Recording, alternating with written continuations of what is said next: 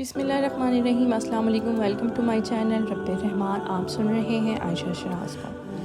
قصہ القرآن سیریز کے تیسرے باب کا 5واں حصہ ملاحظہ کیجیے۔ شام کے سائے ڈھل رہے تھے۔ حضرت اخنو علیہ السلام اپنے اصحاب کے ہمراہ بیٹھے انہیں درس سے رشد و ہدایت دے رہے تھے۔ آپ فرما رہے تھے، اللہ تبارک و تعالیٰ کی بے کران نعمتوں کا شکریہ انسانی طاقت سے باہر ہے۔ ہمیں ہر وقت حمد الہی میں اپنی زبان کو تر رکھنا چاہیے۔ عمل صالحہ کے لیے خلوص سے نیت شرط ہے، اس لیے جب بھی کوئی کام کرو تو نیت ہمیشہ نیک رکھو۔ اسی آسنا میں آپ کا ایک امتی آیا، اس نے پروہت کے گھر پر ہونے والی اجلاس کا ذکر کیا اور عرض کیا کہ مخالفین دین حق نے کیا پروگرام بنایا ہے۔ اے اللہ کے رسول، اگر حکم ہو تو ہم بھی اینٹ کا جواب پتھر سے دیں۔ اس پر حضرت اخنو علیہ السلام نے فرمایا، ہم دشمنان دین کے خلاف جہاد کریں گے، مگر ابھی نہیں۔ تم لوگ کسی بھی مقام پر صبر و استقامت کا دامن نہ چھوڑنا، اللہ تعالیٰ صبر کرنے والوں کے ساتھ ہے۔ آپ کے شب و روز عبادت اللہ اور تبلیغ دین پر محیط تھے۔ جب سے رب کریم نے آپ کو طریقہ عبادت تعلیم فرمایا تھا، اس دن سے دیگر ارکان نماز، روزہ وغیرہ کی ادائیگی کے علاوہ 12,000 مرتبہ روزانہ اللہ تعالیٰ کی تسبیح کرتے تھے۔ بذریعہ وحی جب آپ کو بتایا گیا کہ شام کو جب آپ کے نیک اعمال آسمان پر چڑھتے ہیں تو ان سے زیادہ کسی اور کی اتنے نیک اعمال نہیں ہوتے، تو اس دن سے آپ نے ذکر و عبادت میں مزید اضافہ کر دیا تاکہ رب العالمین آپ سے راضی اور خوش ہوں۔ آپ کی عبادت اور ریاضت دیکھ کر فرشتے بھی رشک کرتے تھے اور بارگاہ عزی میں آپ سے ملاقات کی درخواست کرتے تھے۔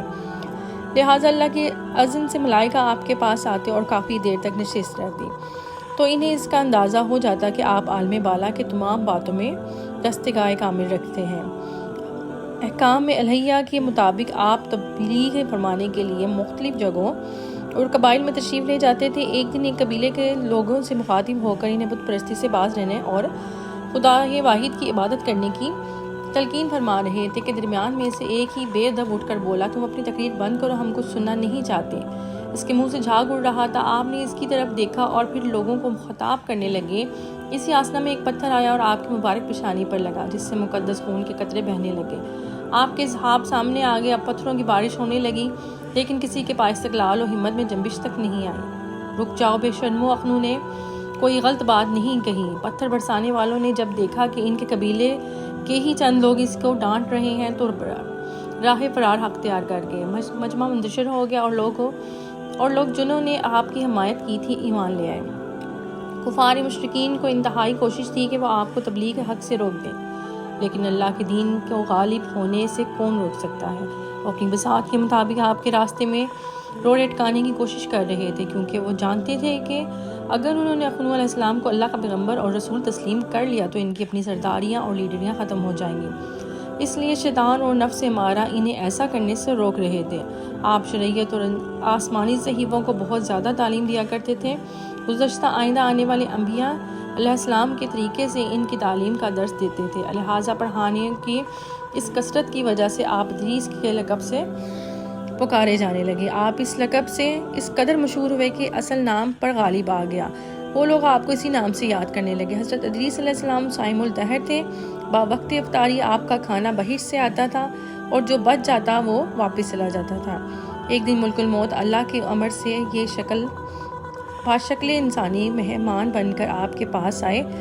جب شام ہوئی تو افطاری کے لیے کھانا آیا تو آپ نے فرمایا کہ مہمان کو پیش کر دیا جائے۔ اس نے کھانے کی طرف ہاتھ تک نہ بڑھایا اور قدم پر قدم رکھ کر بات کرتا رہا۔ حضرت ادریس علیہ السلام اس کے حال دیکھ کر متعجب ہوئے اور سوچنے لگے، یہ کون شخص ہے؟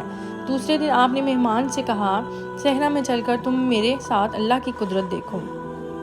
وہ ساتھ ہو لیا۔ ایک گندم کے کھیتوں کے قریب پہنچے تو مسافر نے کہا، چلو اس کھیت سے چند خوشے کھائیں۔